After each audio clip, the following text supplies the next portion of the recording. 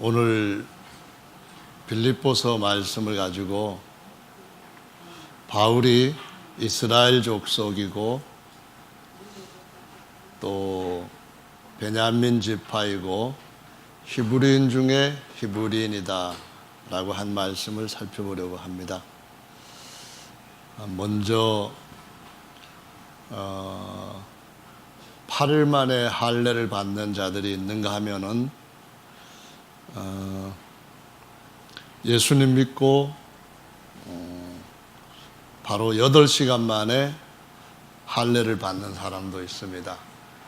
이런 할례는 골로새서 2장에서 말씀하시는 것처럼 그리스도와 함께 장사됨으로 받는 사람의 손으로 하지 아니한 그리스도의 할례를 받는 자라고 할 수가 있습니다. 그리고 이스라엘 족속이라고 했는데요. 야곱의 이름을 바꾸어서 이스라엘이라고 하고 그런 이스라엘의 12지파에 속한 사람들을 이스라엘 족속이라고 하지만은 또 한편으로는 하나님의 이스라엘도 있다는 것을 보여주시죠. 왜냐하면 이런 구약의 인물들이 신약에 하나님께서 얻으시고자 하시는 그런 하나님의 아들들을 모형으로 보여주는 것이었기 때문에 그래서 할례도 그렇지만 이스라엘도 그렇다는 것인데요. 우선 이스라엘이라고 하는 그러한 신분을 갈라디아서 말씀에서 보시면은 6장에서 16절 말씀을 같이 읽어보시면 좋겠는데요. 6장 16절을 같이 읽어보겠습니다. 시작. 무릇 이 규례를 행하는 자에게와 하나님의 이스라엘에게 평강과 긍휼이 있을지어다. 아멘. 여기 보면은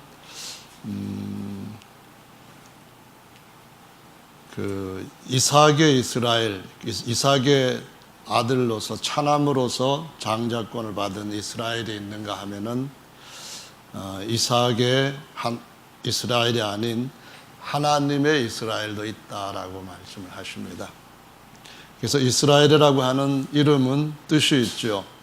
그 뜻은 하나님과 겨루어서 이긴 자다 해서 야복강에서 하나님이 지어준 이름으로 그곳에서 이스라엘이 야곱이 이스라엘로 변화되게 된 것은 하나님의 얼굴을 제대로 봤기 때문에 그렇게 변했다라고 하면서 그 지명을 브니엘이라고 붙였습니다. 브니는 얼굴, 그러니까 하나님의 얼굴 할 때 브니엘이라고 하지요. 이런 이스라엘이 있는가 하면은 이스라엘 지파들 중에 유다 지파가 있잖아요. 그래서 이 유다 지파를 가리켜서 유대인이라는 표현을 쓰면서 다윗이 왕이 되면서 유다 지파의 다윗이 왕이 되면서 12지파 전체를 유대인이라고도 부르게 되었죠. 이스라엘 사람들이라고도 부르고 유대인이라고도 부르게 되었고, 그래서 예수님은 유대지파에서 난 사자 다윗의 자손이라고 표현하는데 로마서 말씀에 보시면은 2장에서 28절 29절에 유대인에 대한 말씀을 바울이 또 한 번 설명을 하고 있습니다. 로마서 2장 말씀을 함께 보시겠습니다. 28절 29절인데요. 찾았으면은 읽어보겠습니다. 시작. 대저 표면적 유대인이 유대인이 아니요 표면적 육신의 할례가 아니라 오직 이면적 유대인이 유대인이며 할례는 마음에 할지니 신령에 있고 의문에 있지 아니한 것이라. 그 칭찬이 사람에게서가 아니요 다만 하나님에게서니라. 아멘. 그리스도의 할례를 받은 사람들이 있고 그 이면적 할례를 받은 사람들은 표면적 유대인은 아니지만 또 육신적 유대인은 아니지만 이면적으로 유대인이라고 말씀을 하고 있습니다. 하나님의 이스라엘이라고도 말하면서 하나님의 유대인이다라고도 말씀을 하고 있다는 것이죠. 계시록에 가서 보시면은 우리 모두에게 주님이 이러한 유대인에 대한 말씀을 주셨는데요. 계시록 2장 말씀 9절을 같이 읽어보겠습니다. 2장 9절입니다. 시작. 내가 내 환난과 궁핍을 아노니 실상은 내가 부요한 자니라. 자칭 유대인이라 하는 자들의 회방도 아노니 실상은 유대인이 아니요 사단의 배라. 아멘. 여기 보면은 핍박 가운데서도 믿음을 잘 지켰던 이 서머나 교회 성도들을 보고 하나님이 인정하시는 유대인이다, 신령한 유대인이다 이렇게 가르쳐 주시고 있습니다. 그래서 우리도 믿음으로 말미암아 아브라함의 후손이 된다고 하셨고, 혈통적인 후손은 아니지만 믿음으로 말미암아 언약을 따라서 아브라함의 후손이 되고 이삭과 같이 하나님의 유업을 받을 아들 후사가 되기도 하고, 야곱과 같이 거듭난 자이자 이스라엘의 이름으로 새롭게 불리는 자가 되기도 했고요. 또한 하나님 앞에 하나님과 연합되면서 하나님의 영광의 찬송이 되는 유대인이 되기도 했다라고 말씀을 하시고 있습니다. 계시록 3장 말씀에서도 또 한번 보시도록 하는데요. 9절입니다. 같이 읽어보도록 하겠습니다. 계시록 3장 9절입니다. 시작. 사단의 회 곧 자칭 유대인이라 하나 그렇지 않고 거짓말하는 자들 중에서 며칠 내게 주어 저희로 와서 내 발 앞에 절하게 하고 내가 너를 사랑하는 줄을 알게 하리라. 아멘. 예, 이 말씀에서 보시면은 하나님이 인정하시는 유대인이 있는가 하면은 역시 2장 9절의 말씀처럼 자칭 유대인이 있다고 말씀을 하십니다. 그러니까 혈통적으로 유대인들은 이 계시록 1, 2장을 기록하던 시대, 또 계시록 1, 2장에서 편지를 받을 때에 거기에 해당되는 자들이 아니었습니다. 그래서 그때 당시에 혈통적인 유대인들은 교회를 회방할 만한 위치에 전혀 있지 않았습니다. 왜냐하면 추후 70년에 이스라엘 나라는 완전히 로마에게서 망하고 사람들은 전 세계로 노예로 팔려가고 했으니까요.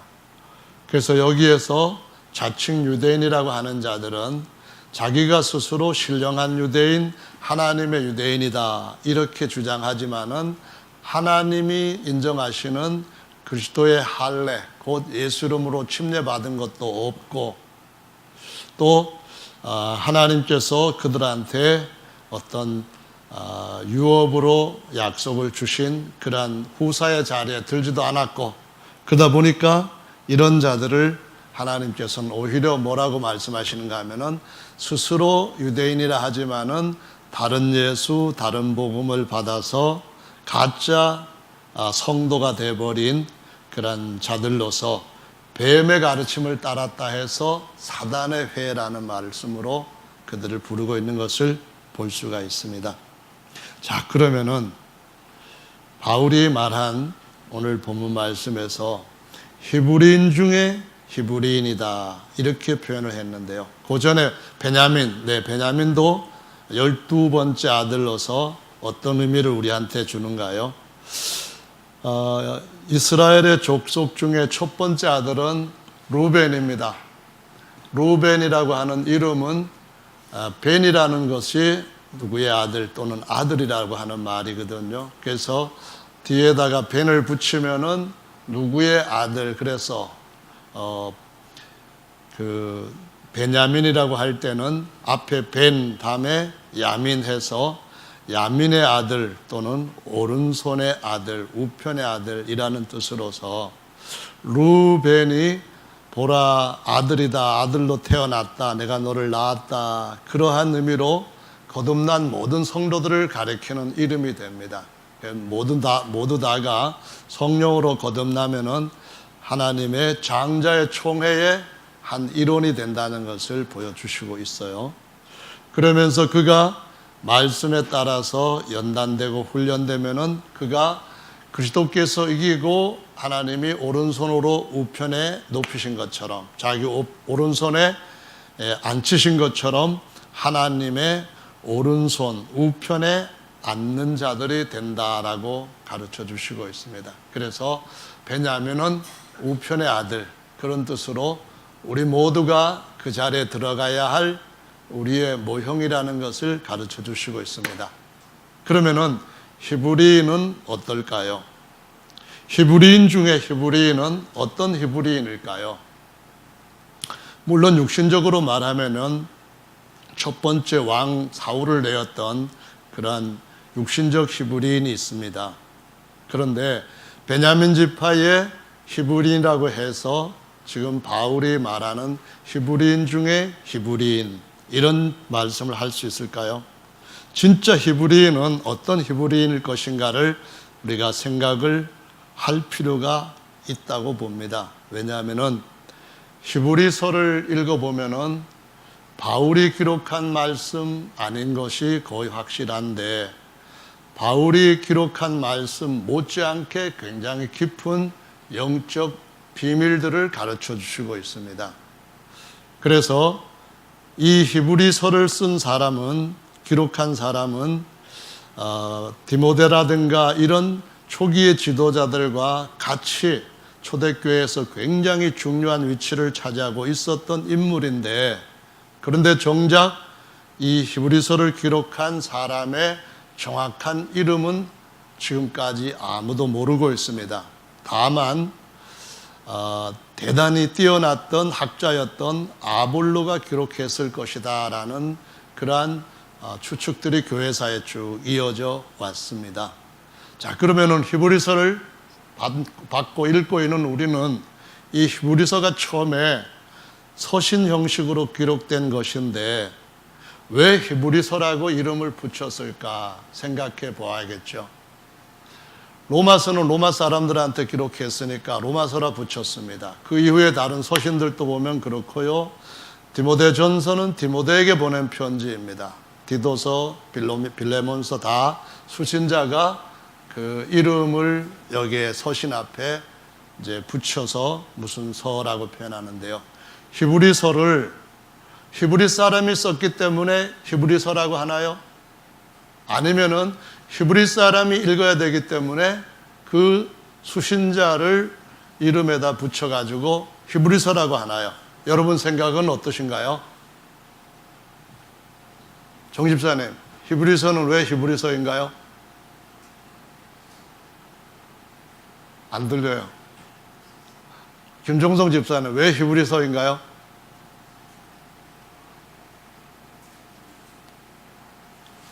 그 뒤에 최영지 집사는 왜 히브리서인가요? 예? 히브리인들이 썼기 때문에요?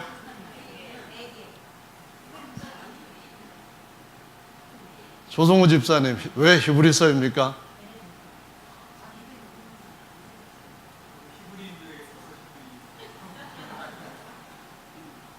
저기 박상진 집사는 왜 히브리서입니까? 뭔 공감이에요? 히브리인들에게 썼기 때문에 히브리이다. 그러면은 우리는 이 히브리서를 읽을 대상이 되나요? 안 되나요? 왜 되나요? 우리도 영적으로 히브리인입니까? 어째서 우리가 영적으로 히브리인이 될 수가 있을까요? 히브리인이란 어떤 의미를 가지고 있는 사람들인가요? 물을 건넜기 때문에 우리도 물을 건너서 히브리인이다. 네, 좋습니다. 원래 이 히브리인이라고 하는 단어는 4개 글자로, 자음자로 4개 글자로 만들어져 있습니다. 그런데 이 히브리인이라고 하는 4개 글자가 어떠한 동사에서부터 이름이 이렇게 만들어지게 된 것인데요. 어떤 동사인가 하는 것을 우선 한번 살펴보도록 하겠습니다. 히브리인이라는 말은 주로 제일 먼저 사람들이 생각하는 것이 물을 건넜다라는 그런 건너다라는 동사, 물은 그냥 붙인 겁니다. 건너다라는 뜻을 가지고 있는 동사에서부터 나왔다 이렇게 얘기하는데요. 본래 히브리인이라고 하는 이브리라고 발음하는 이 명사가 동사로는 어떻게 되어 있는가 하면은 똑같이 그 뒤에 하나님의 성함 첫 번째에서 요드가 있는데 요거를 뺀 상태로 세 개로 모음만 다르게 붙여서 아바르라고 하는 단어를 쓰고 있습니다. 동사 아바르인데 이 동사가 몇 가지의 의미로 쓰이고 이 아바르라고 하는 동사에서부터 이브리라는 또는 우리가 발음할 때 히브리인이라고 하는 이름이 만들어지게 됩니다. 먼저 그 사례되는 동사들을 한번 살펴보면요. 물을 건너다 또는 지나가다 이런 말 또는 통과하다 무엇을 건너가다 그럴 때 아바르라고 하는 동사를 쓰게 되는데요. 우선 창세기 15장 17절 말씀을 한번 같이 보시도록 할까요? 창세기 15장 17절입니다.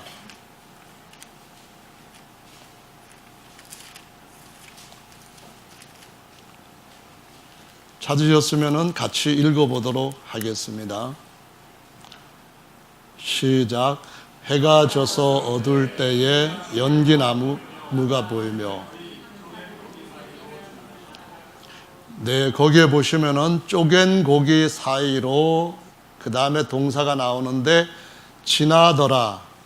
여기에서 지나다라는 동사가 아바르입니다.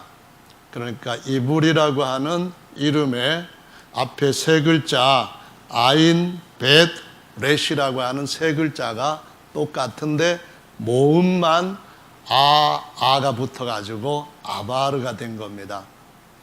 여기에서 지나다라는 것은 하나님과 모세가 아니라 아브라함이 약속의 땅에 들어갈지 안 들어갈지 어떻게 아느냐 했을 때에 쪼갠 사이로 뭘 해야 되는가 하면은 아바르를 해야만 약속에 들어갈 수 있다 그런 의미입니다. 약속의 땅에 들어가기 위해서 어떤 약속이 있어요. 그 약속을 주기 위해서는 이렇게 그 지점을 통과해 가야 된다 그런 의미를 가지고 있습니다. 또는 물을 건너다 할 때도 똑같이 아바르를 쓰는데 출애굽할 때에 이스라엘 백성들이 가나안 땅이 아니라 애굽에서부터 마지막 거기서 벗어나는 홍해가 그들 앞에 놓이게 되는데 이런 것도 아바르를 해야 된다 해서 통과하다라는 그런 의미로 역시 아바르라고 하는 단어를 쓰고 있습니다. 그 앞에 창세기 12장 말씀을 또 한번 보시면은요. 12장 찾으셨으면은 이번에는 6절 말씀을 같이 읽어보겠습니다. 창세기 12장 6절인데요. 한번 같이 읽어보겠습니다. 시작.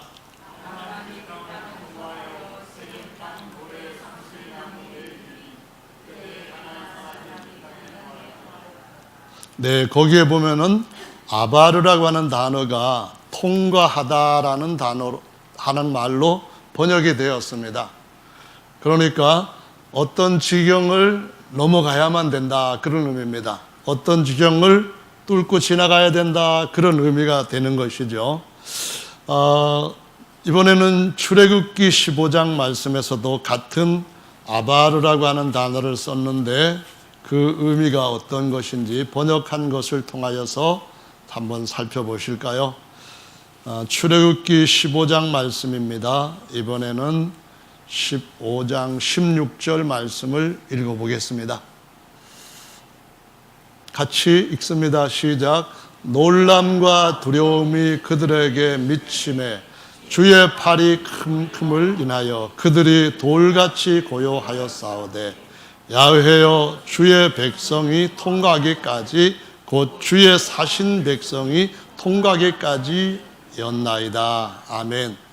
이스라엘 백성들은 앞에 홍해가 있었을 때 죽음이라고 처음에 생각했어요. 그런데 그것은 하나님이 그들을 통과시키기 위한 하나의 계획된 과정이었었어요.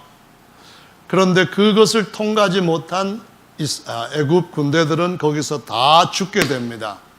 그래서 이걸 통과하는 것이 굉장히 중요한 문제예요.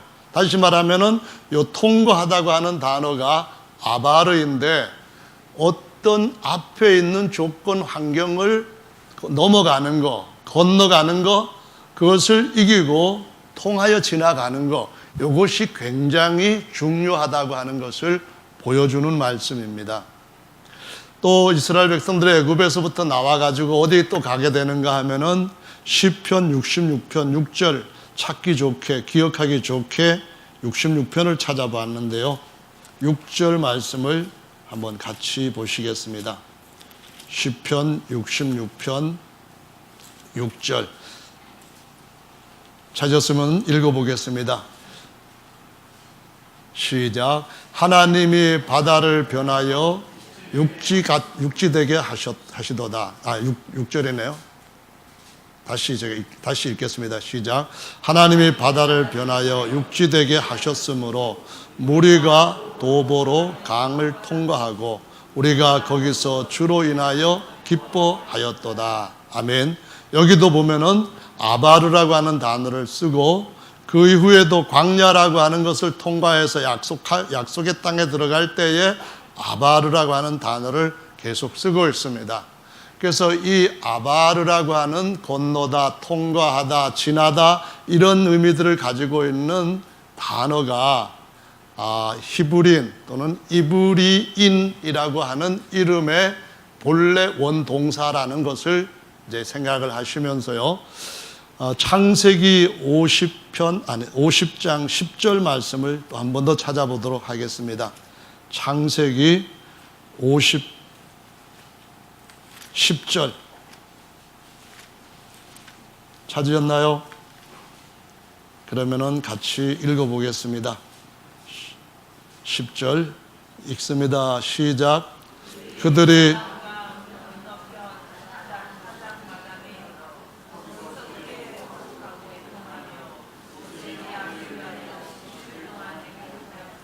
네, 이 구절에서 아바르라고 하는 동사에서 나온 명사가 있는데요. 어떤 명사일지 한번 찾아보실래요? 네, 맞습니다. 여기에 보면은 요단강 건너편이라고 했는데 이 건너편이라고 하는 단어가 아바르에서부터 나온 에베르입니다.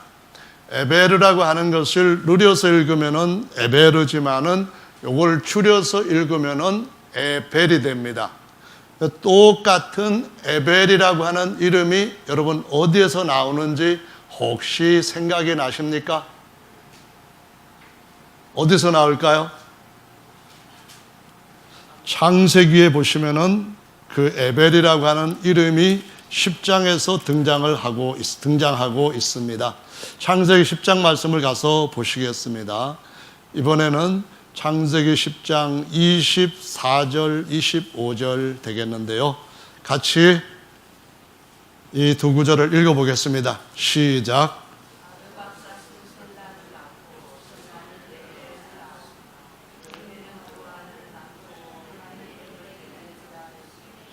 그때의 세상이 나뉘었음이요. 아멘. 여기에서 보면은 아르박삿이 셀라를 낳았다 했는데요. 이 셀라라고 하는 이름이 실로 또는 셀라, 보내심을 받은 자라고 하는 뜻으로서 그 에벨의 아버지 이름입니다.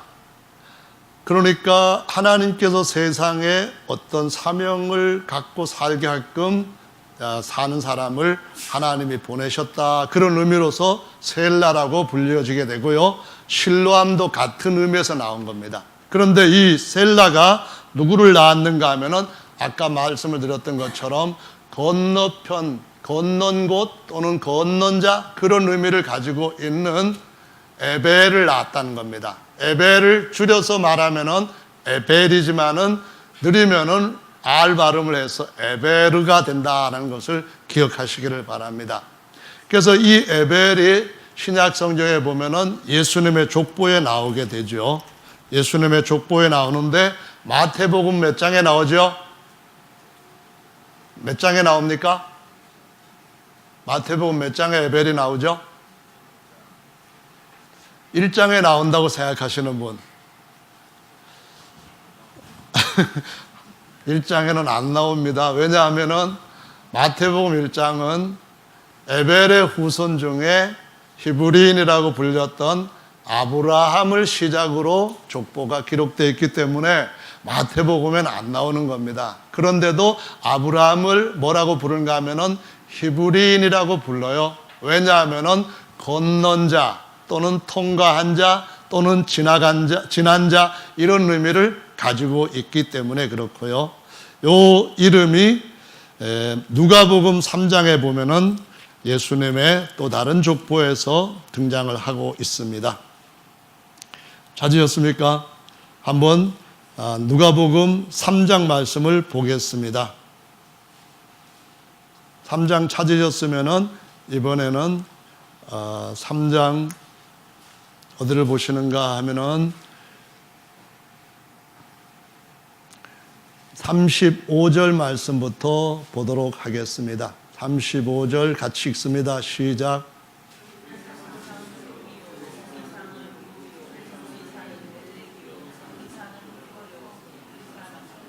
네, 그만 읽어도 되겠습니다. 거기에 보시면은 아까 창세기 10장에서 읽었던 벨렉의 아버지 나옵니다. 그 사람이 누구라고 되어 있습니까? 헤버라고 했는데요. 이걸 느려서 발음을 하면은 헤베르가 됩니다.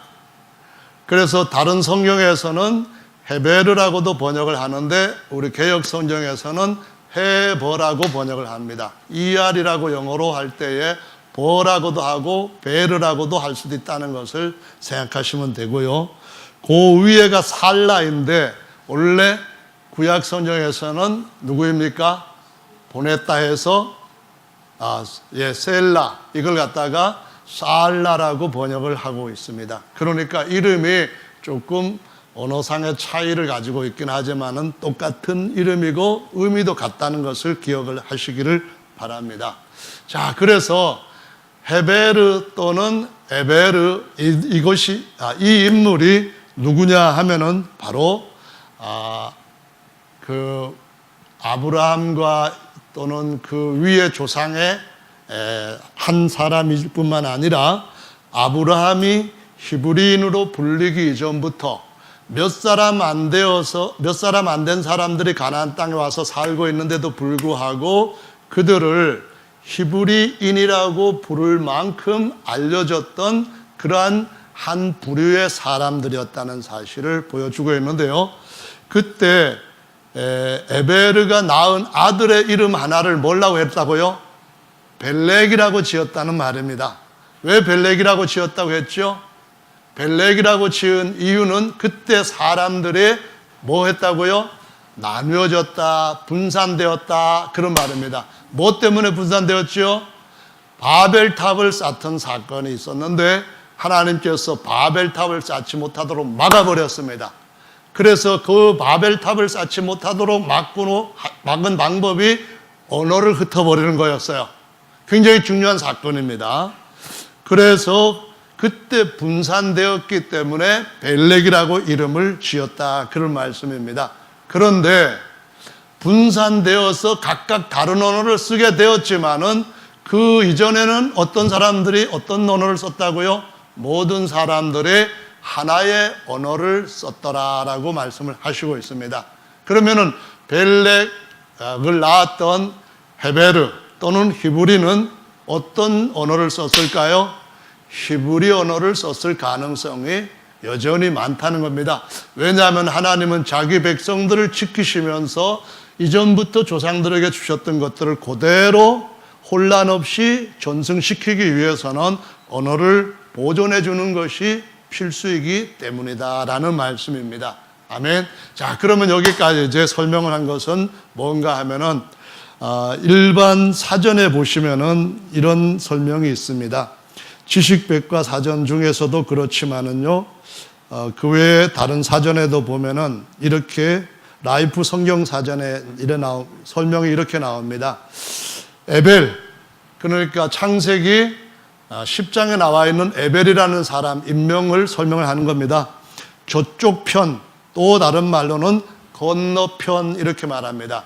다시 말하면은 에벨이라고 하는 단어와 그 건너편이라고 번역된 단어와 인물 에벨하고 똑같은 겁니다. 그러니까 에벨은 어떤 사람인가 하면은 뭔가를 통과한 사람입니다. 에벨은 어떤 사람인가 하면은 뭔가를 지나간 사람입니다. 에벨은 어떤 사람인가 하면은 뭔가를 뛰어넘은 사람이라 그런 말씀입니다.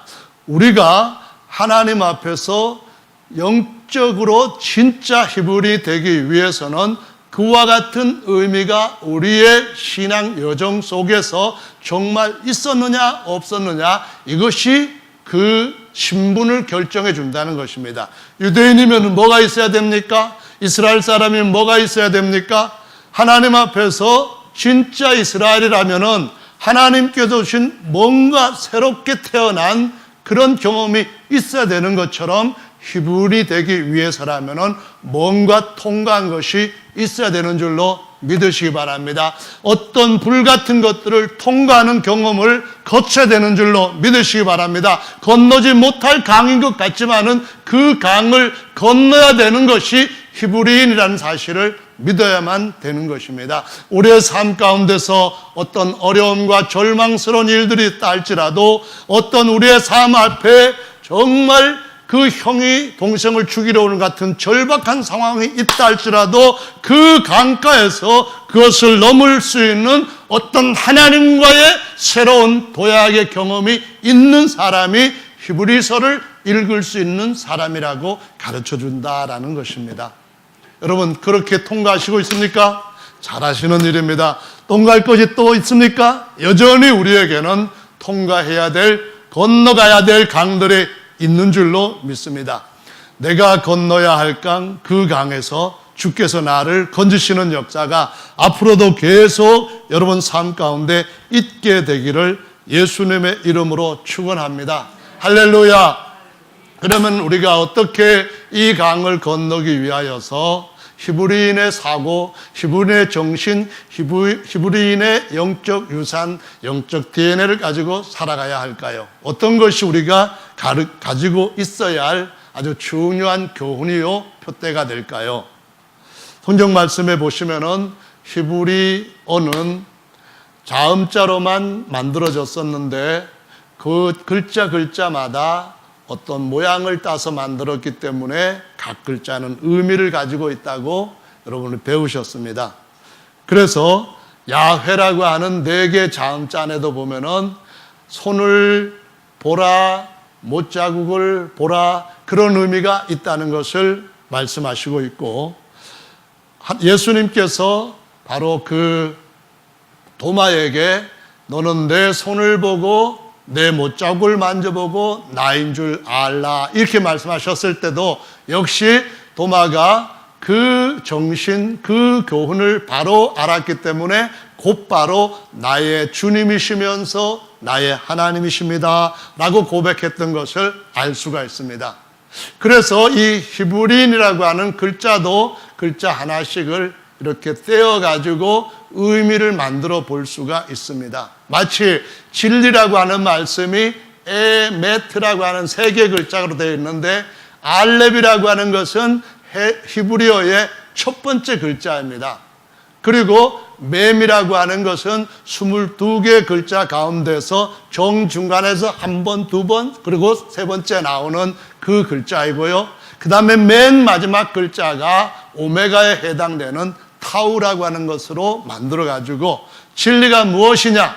히브리인의 단어에서 나타내는 의미로는 처음과 중간과 마지막이 변함없이 똑같다, 일치하고 변함없는 진리, 변함없는 이치다, 이렇게 해서 에메트라고 하는 단어를 만든 것과 같이 이 히브리인에게도 이와 같은 의미가 담겨 있는 것을 찾아볼 수가 있다는 것입니다.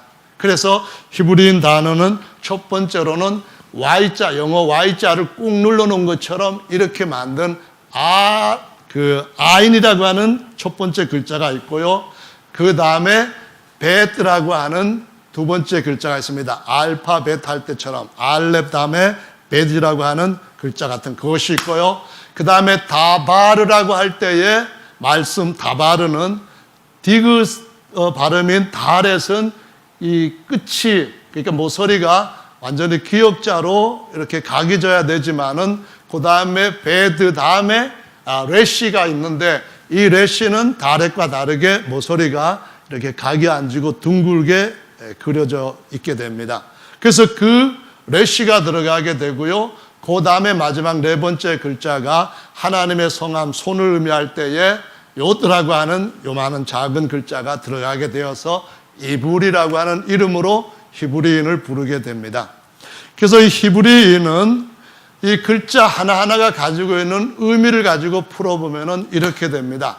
아이는 뭘 보고 만드느냐면은 눈을 보고 만드는 글자입니다. 그래서 아이는 본다, 알다, 이런 의미를 가지고 있는 것이고요. 그 다음에 베드와 레시는 뭘 의미하는가 하면은 바르라고 하는 아들이라고 하는 히브리 이름을 거기에다가 중간에 넣게 됩니다. 본래 구약에서는 벤이라고 하는 단어가 아들로서 많이 나옵니다. 루벤이나 베냐민이나 그렇게 많이 나오는데요. 신약에서는 아람어의 영향을 받은 바르라고 하는 단어가 벤 대신에 많이 나옵니다. 신약 성경에 그 바르라고 하는 바르를 이제 줄여서 바라고 하는 이름으로 만들어진 것들을 예를 들어보면은 많이 있는데요. 첫째로는 여러분들이 혹시 아나 모르겠는데요.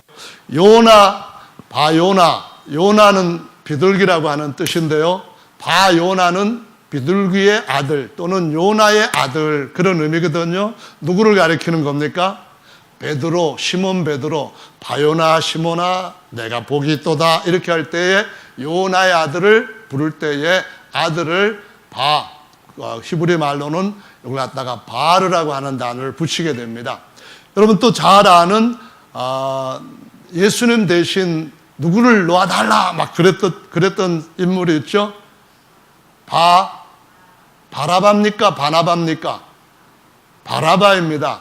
바라바는 랍비의 아들, 그런 의미입니다. 근데 바라바가 살인죄를 지었고 감옥에 갇혔는데 예수님 대신 그 자리에 예수님이 들어가시고 다시 이렇게 풀려나게 된 인물이 라바의 아들 그래서 바라바 이렇게 불려졌고요. 디메오 여러분 아시죠? 거지의 아들 바디메오. 그래서 거기도 역시 바라는 말이 나오고요. 나바의 아들이라고 해서 바나바, 위로의 아들, 권위자로 한자로 말하죠. 권고하고 위로한다, 그런 아들이다 해서 권위자, 그래서 바나바. 그 다음에 또 제자 중에 하나인 바돌로메, 돌로메의 아들, 그런 의미로 바돌로메 이렇게 나오고요. 또 사도행전 6장에 보면은 집사 중에 메나의 아들 해서 다 바를 붙이는 것을 볼 수가 있어요. 그 다음에 바쿠스 또는 우리말로 바카스라고 하는데 이는 누구를 가리키는지 혹시 아시나요? 바쿠스, 구스의 아들입니다. 구스는 누구죠? 구스는 니므롯의 아들입니다. 그래서 바쿠스에서 구스의 아들 니므롯 이렇게 나오는 건데요. 이걸 요즘 말로는 바쿠스 이렇게 하는데요. 이제 잘 이해를 하셨다고 생각하고 질문을 하나 해보겠습니다. 군이의 아들은 누굴까요? 군이의 아들.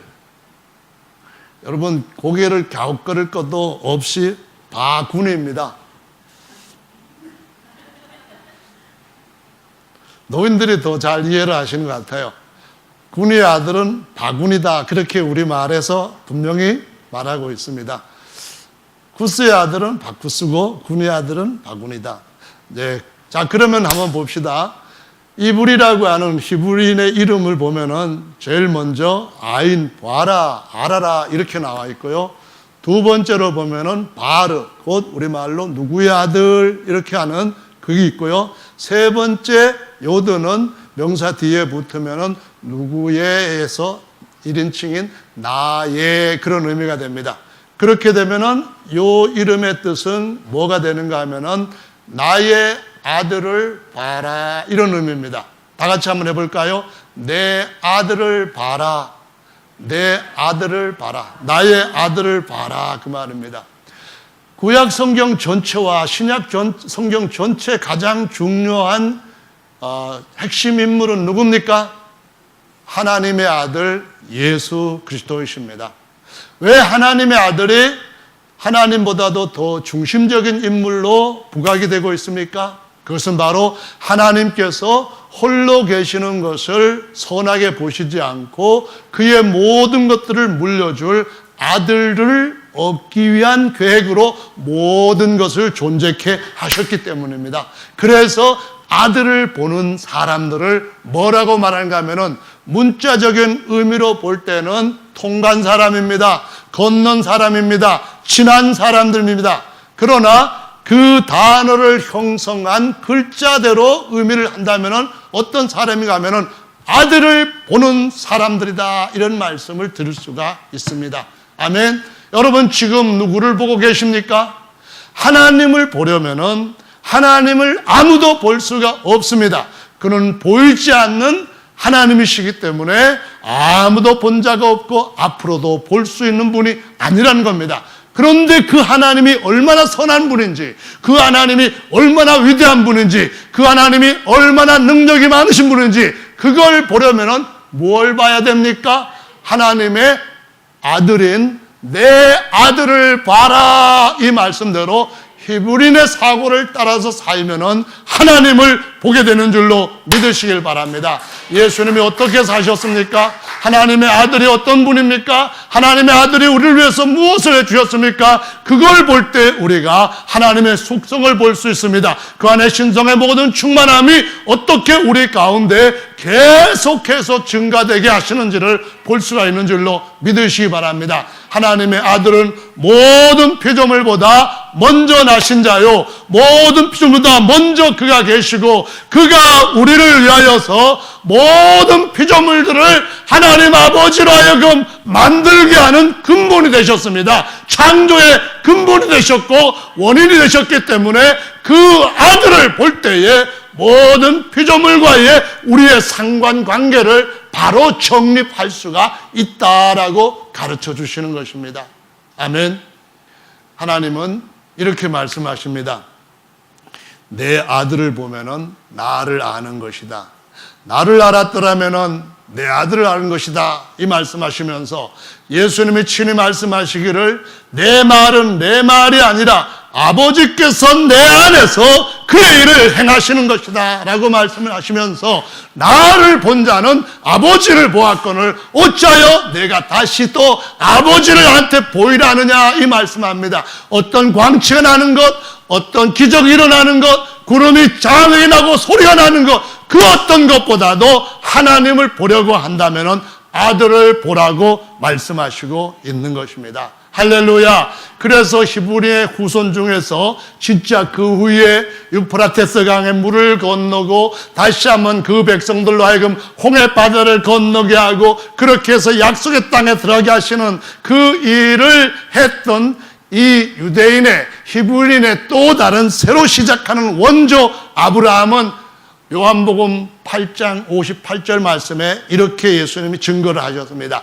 아브라함이 나 볼 때를 즐거워하다가 보고 정말 기뻐했다 그런 말씀을 하시는 겁니다. 할렐루야. 내가 50도 못 되었는데 어떻게 아브라함이 너를 봤다고 하느냐 그랬더니 나는 모든 피조물보다 아니 나는 아브라함이 있기 전부터 내가 있느니라 이 말씀하시면서 날 봐라, 내가 보이지 않는 하나님의 형상, 하나님의 아들이다. 아들은 바로 하나님을 보이기 위해서 하나님 자신이 형상 삼은 존재들이다 라고 말씀을 하시는 것을 볼 수가 있습니다. 성도 여러분, 그 하나님의 아들이 이 세상에서 살아가는데 승리하는 방법, 그 비결을 알려면은 어떻게 해야 됩니까? 하나님이 그 역사하시는 손길이 어떠했는지를 알려고 한다면 어떻게 해야 됩니까? 하나님의 아들이 사람의 아들의 육체를 입고 이 땅에서 살아가는 그 삶 속에서 하나님이 여전히 끝까지 함께 하셨던 걸 본다고 한다면 하나님의 아들로 다시 태어난 우리가 여전히 육체에 사람의 아들의 몸을 입고 살아가는 동안에 하나님이 저를 도우셨던 것처럼 나를 도우실 것이고, 하나님이 저와 함께 하셨던 것처럼 나와 함께 하실 것이고, 하나님이 저를 사용하셨던 것처럼 나를 사용하실 것이다 하는 그것을 볼 수 있는 줄로 믿으시기를 바랍니다. 얼마나 약하셨습니까? 그가 얼마나 사람들로부터 멸시와 천대를 받으셨습니까? 그가 얼마나 어려운 삶을 시작하셔서 30년 그 생애를 힘들게 마치셨습니까? 간고를 많이 겪었습니다. 질고까지도 경험하신 분입니다. 천대를 받아가지고 사람들이 꼴보기 싫어해서 버리기까지 하고 외면하고 그랬던 그런 약한 육체를 입었던 인자였지만은 그를 볼 때에 인자를 보지 말라는 겁니다. 그 아들을 끝까지 놓지 아니하시는 하나님의 아들로서 그를 보라는 겁니다. 내 아들을 보아라. 내 아들에게 입맞추라. 내 아들에게 기도하라. 내 아들한테 구하면은 그 소유가 땅 끝까지 될 것이다 하시면서 내 아들을 봐라. 내 아들을 알라 이 말씀을 하십니다. 유대인들이 예수님을 십자가에 못 박을 때 사람들을 증인으로 많이 불러 모았습니다. 저 사람을 사형을 시켜야 되는데, 사형은 이제 확정이 났는 건데 무엇이든 저 사람이 죽어야 된다고 하는 증거가 필요하다 해서 막 사람들한테 여러 가지 증거들을 제시하게 했는데, 뭐 어떤 사람은 이런 거 저런 거, 저 사람은 안식일을 뭐 상습적으로 범하는 사람입니다 막 이렇게 나오고, 그 중에 한 가지가 저 사람이 성전을 허물어 버린다고 하던데요. 그리고 뭐 3일 만에 다시 세운다는 뻥을 치던데요. 그랬습니다. 분명히 제가 들었습니다. 그랬는데도 역시 그 죄 가지고 걸기에는 뭔가 조금 거식하다 생각했는가 봅니다. 그랬는데 하나님 앞에 맹세를 시키면서 대제사장이 뭐라고 말한가 하면은 내가 하나님의 아들인지 고백해라. 아니라고 말해라. 안 그러면 너 그냥 안 되겠다 이겁니다. 그랬더니 예수님이 하시는 말씀이 당신이 말하였도다. 내가 하나님의 아들이고 이 인자가 하나님의 우편 곧 베냐민의 자리에 앉을 것과 그 구름을 타고 다시 오는 것을 너희가 볼 것이다 했더니 웃을 찢으면서 말합니다. 더 증인이 뭐가 필요하겠느냐? 이거는 당장 사형시킬 것이 합당한 죄다 라면서 빌라도한테 사형시키기 위해서 끌고 갔던 것을 볼 수가 있습니다. 뭘 봐야 됩니까? 하나님의 아들을 볼 수 있는 저와 여러분들 되시기를 예수님의 이름으로 축원합니다. 변화산상에서 예수께서 영광 중에 나타나셨을 때 거기에 모세도 나타나고 엘리야도 나타났습니다. 하나님이 빛난 구름 가운데서 말씀을 하십니다. 보아라, 이는 내 사랑하는 아들이니 너희는 저의 말을 들으라 그랬는데 그때 모세도 사라지고 엘리야도 사라졌습니다. 그런데 제자들은 그 의미를 깨닫지 못하기 때문에 나중에 보면은 예수님한테 묻고 예수님이 어떻게 행할 것을 가르쳐주는 그 일을 여전히 배우지 못한 상태로 그냥 율법에서 모세가 했던 말, 선지자들 했던 말, 그것에 잡혀있는 것을 볼 수가 있습니다.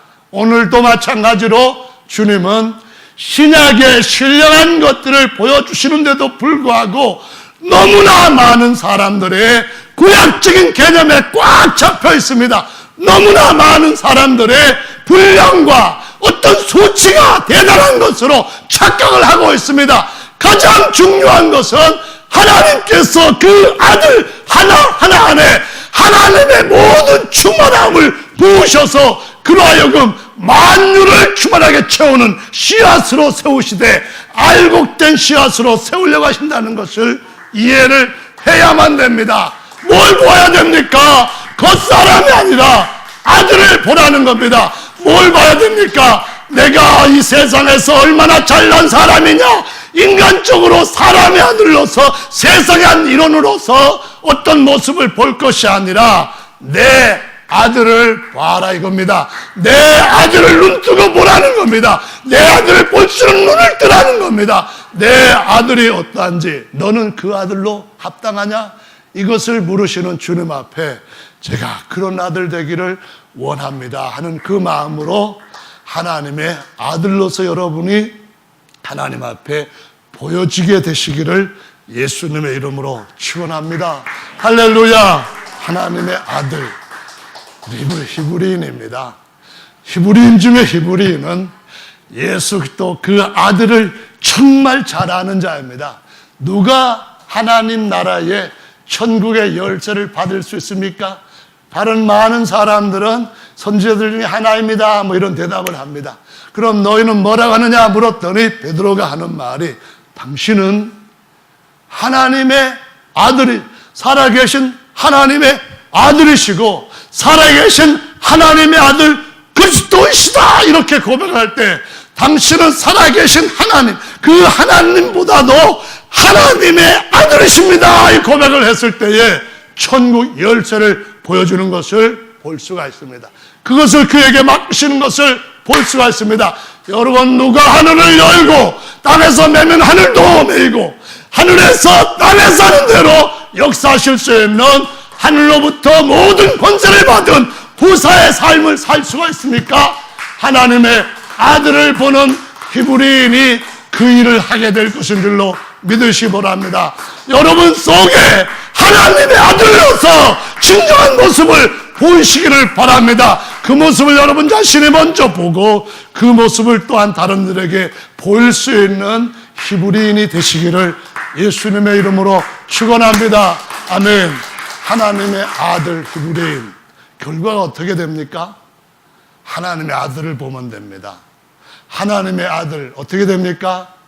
하나님의 오른손에 앉혀주신 분, 하나님의 오른손으로 우편에 앉게 되신 그 아들, 그분이 맏아들이 되셔서 다시 세상에 오시는 날 우리가 그 아들의 얼굴을 보게 되는 특권을 갖게 되기를 예수님의 이름으로 축원합니다. 얼굴을 대면하여 볼 수 있게끔 하나님 우리를 그의 영광의 형체같이 변케 하시는 그러한 주님으로부터 눈 떼지 않고 계속해서 믿음의 주요 온전케 하시는 이신 하나님의 아들 예수 그리스도를 바라보자. 그 예수님을 바라보고 끝까지 달려가자 하시는 하나님을 아들의 모습을 보는 히브리인 되시기를 예수님의 이름으로 축원합니다. 아들을 보십시오. 낙심될 때, 힘들 때, 그때 예수님께서 기도하시면서 아버지와 함께 그 모든 문제를 통과하였던 아들을 보십시오. 앞에 문제가 있고 넘어야 할 산이 있을 때 그걸 건너게 하시는 하나님의 손길이 함께 하시는 하나님의 아들을 보십시오. 오늘 또 하나님의 아들을 보는 자에게 하나님께서 정말 새로운 길을 여시고 새로운 이상들을 여러분 눈앞에 밝히 보이실 줄로 믿습니다. 그런 은혜가 여기 계시는 모든 분들한테 함께 하시기를 예수님의 이름으로 축원합니다. 다 같이 각자 주님 앞에 기도하는 시간 함께 갖도록 하겠습니다.